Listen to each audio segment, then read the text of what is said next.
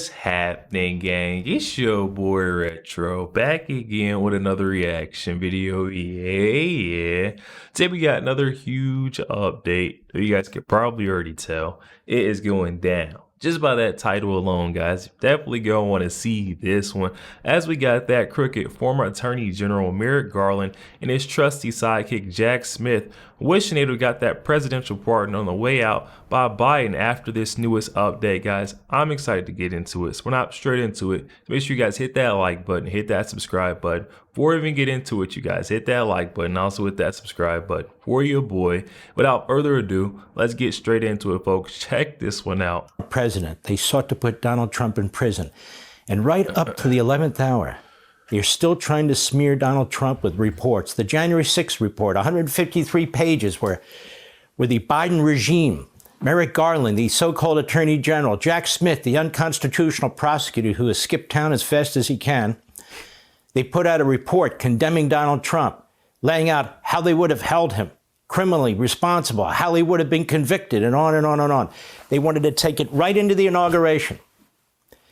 And so I need to address this, hopefully a final time, but unlikely. Enormous damage has been done to our criminal justice system by the Biden regime, the Department of Justice, and these people. Tremendous damage done to the rule of law, the justice system, presidential politics. The dark side of prosecutorial abuse has been reached.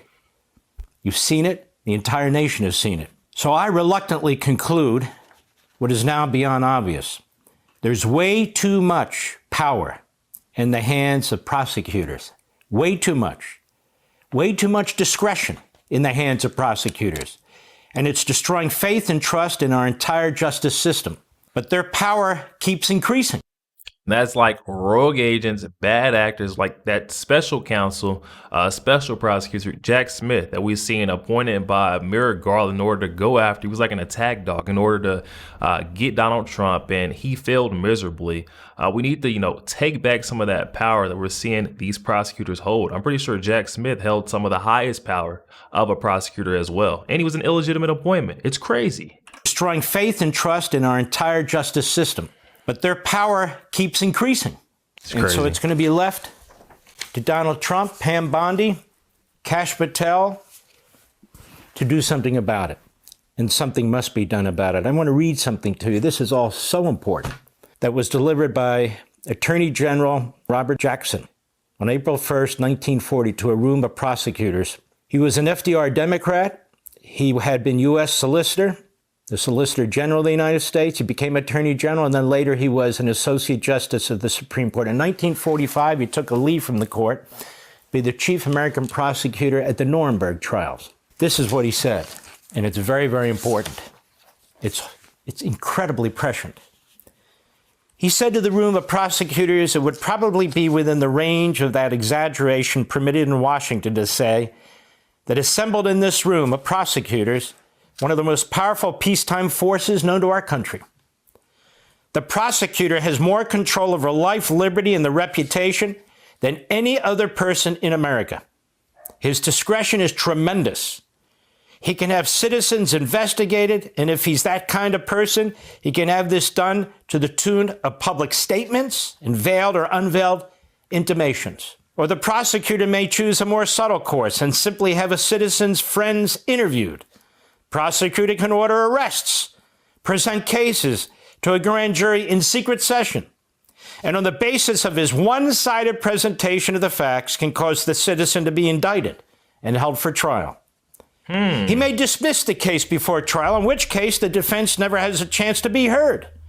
That's Donald Trump's case to a T right here. It's being read down. They took the playbook from 1940. We're seeing it right here. Robert Jackson laid it out. This is what Jack Smith and that goon, Merrick Garland, conjured up. This all sound familiar to you?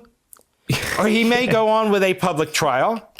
If he obtains a conviction, the prosecutor can still make recommendations as to the sentence, as to whether the prisoner should get probation or a suspended sentence, and after he's put away, as to whether he is a fit subject for parole. Again, what does this sound like to you? Well, the prosecutor at his best is one of the most beneficent forces in our society. When he acts from malice or other base motives, he's one of the worst. Does that sound like Jack Smith to you and Alvin Bragg to you? If the prosecutor is obliged to choose his cases, it follows that he can choose his defendants. Therein is the most dangerous power of the prosecutor, that he will pick people that he thinks should get, rather than pick cases that need to be prosecuted. With the law books filled with a great assortment of crimes, a prosecutor stands a fair chance of finding at least a technical violation, or the 1871 Ku Klux Klan Act, as an example, of some act on the part of almost anyone. Come on now, he's not seeking true justice, but seeking to go after individuals. This is Jack Smith all the way. In a case, it's not a question of discovering the commission of a crime and then looking for the man who has committed it. It's a question of picking the man and then searching the law books or putting investigators to work to pin some offense on him. It is in this realm to which the prosecutor picks some person whom he dislikes or desires to embarrass. Or selects some group of unpopular persons, and then looks for an offense, that the greatest danger of abuse of prosecuting power lies. It is here that the law enforcement becomes personal, and the real crime becomes that of being unpopular with the predominant or governing group. Again, sound familiar? Being attached to the wrong political views, or being personally obnoxious to or in the way of the prosecutor himself.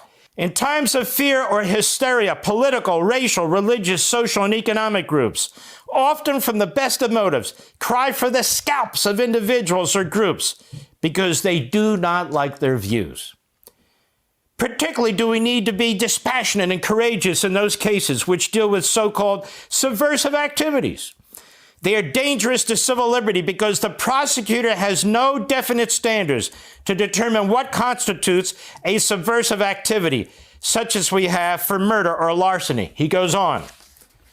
Those who are in office are apt to regard as subversive the activities of any of those who would bring about a change of administration.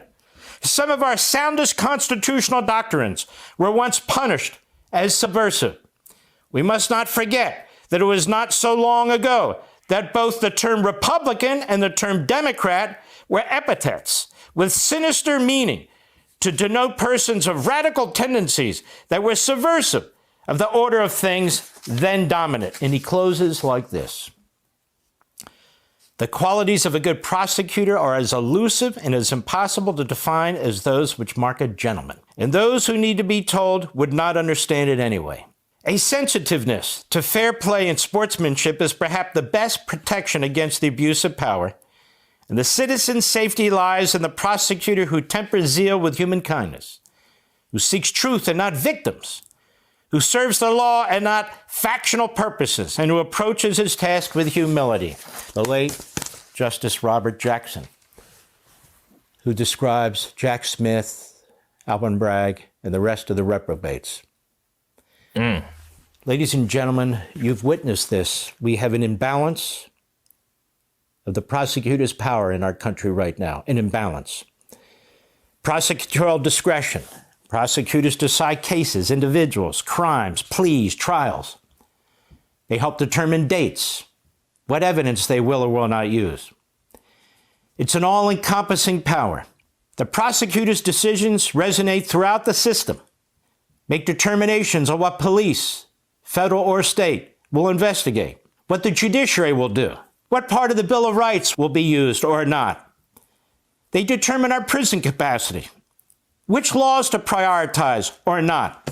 Ultimately, what is or is not socially acceptable. You have a massive breach of even this all-encompassing discretionary power when you leap into politics, which is what we have witnessed. Yo, there we have it, guys. The only way that we're going to move back to our judicial system actually seeking out justice is to investigate and put these folks on trial. You know, all these rogue agents, bad actors that came after Donald Trump with these charade cases, these blatant attempts, legal lawfare, witch hunt cases to get after this guy, get in between him, that seat of the White House. They tried to, smear his name. They tried to tear him down. They tried to jail him.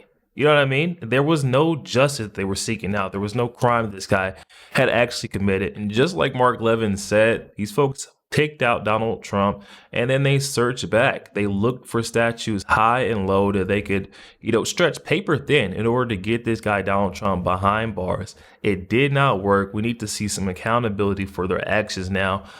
Pam Bondi, the Trump administration, definitely need to investigate and look further into all these rogue agents, bad actors, the Jack Smiths, the Fonnie Willises, and the Letitia Jameses, and make sure they hold their feet to the fire, guys. But definitely hop in the comment section. Let me know your thoughts. Also want to take this time, give a huge shout out and thanks to all the folks who made it this far. It truly does help out a ton. So love you guys a bunch. Also, make sure you guys hit that like button and hit that subscribe button. If you'd enjoy more content like this, catch you guys on the next one. We